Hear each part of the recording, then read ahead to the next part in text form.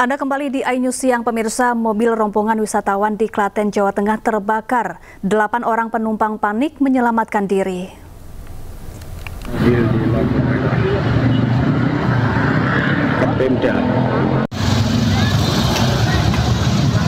Sebuah mobil bernomor polisi AB1263EL yang ditumpangi rombongan wisatawan satu keluarga asal Yogyakarta terbakar di Jalan Pemuda Klaten, Jawa Tengah. Mobil tersebut hendak pulang setelah berwisata di Romo Jombor, Klaten.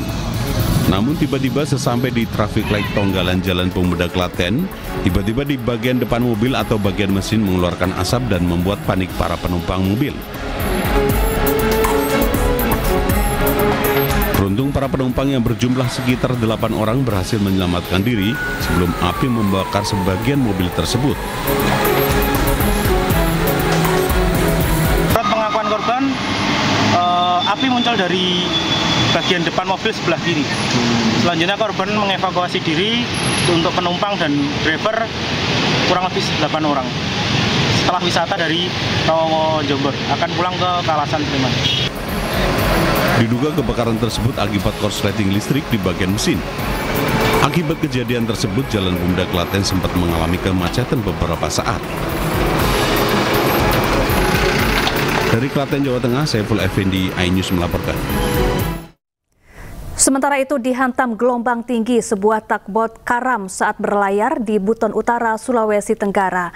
Akibatnya satu anak buah kapal tewas terhempas ke batu karang.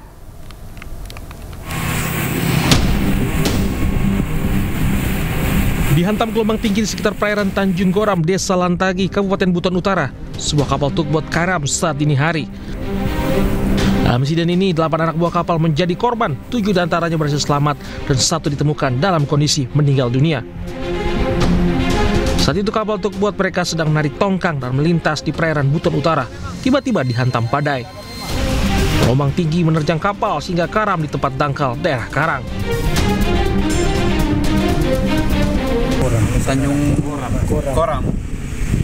Tiba-tiba ada cuaca buruk, langsung kencang angin, langsung terjadi share kita ke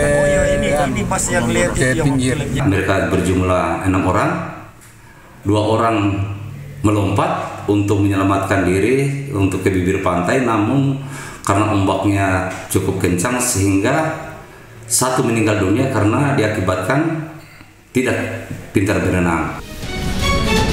Jenazah korban saat ini sudah berada di ruang jenazah RSUD setempat, diduga korban tewas terkena batu karang. Sementara itu 7 orang ABK yang selamat telah dievakuasi ke RSUD Buton Utara untuk perawatan medis. Kabupaten Buton Utara, Sulawesi Tenggara, Adi Ebah melaporkan.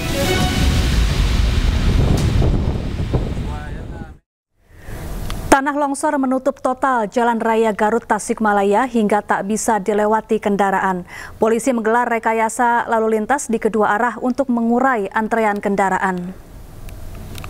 Longsor, ya di tapal kuda. Aduh, ya mau bisa lewat tuh ke berangnya. Mau bisa lewat ya di tapal kuda ya.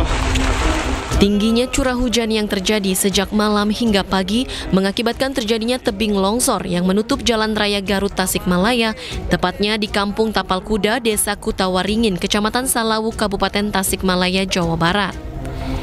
Banyaknya material longsoran yang menutupi jalan membuat arus lalu lintas lumpuh total.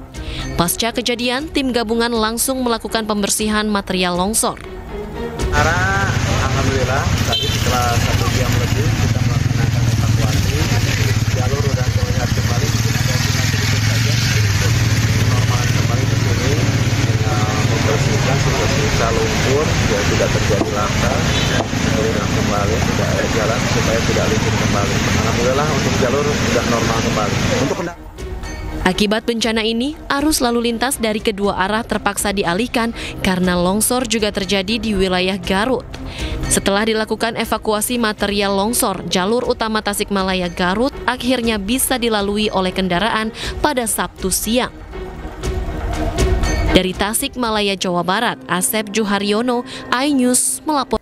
Ya, kita beralih ke informasi lain pemirsa. Menteri Sosial Saifullah Yusuf atau Gus Ipul pagi tadi meninjau sekolah rakyat Sentra Handayani di Cipayung Bambu Apus, Jakarta Timur. Turut hadir Sekretaris Kabinet Teddy Indrawijaya.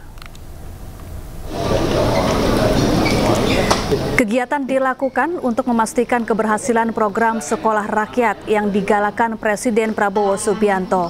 Pelaksanaan program diatur Instruksi Presiden Nomor 8 Tahun 2025. Program sekolah rakyat diadakan untuk menopang kebutuhan pendidikan bagi warga dengan kategori miskin ekstrim.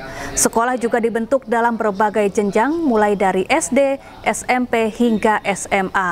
Program ini beriringan dengan misi pemerintah mencerdaskan bangsa secara merata yang rencananya beroperasi Juli mendatang.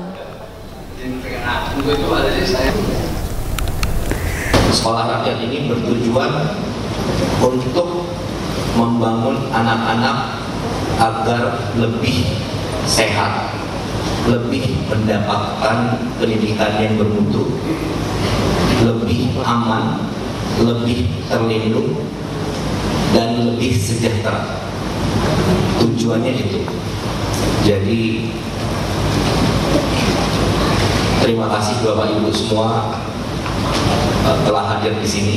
Kemudian ini memang kita tidak terlalu banyak di sini, tapi saya yakin dari hal yang di tempat ini nanti akan semakin orang tahu, sampaikan ke yang lainnya bahwa ya tadi yang seperti saya bilang, tujuan adanya sekolah ini adalah nantinya untuk semuanya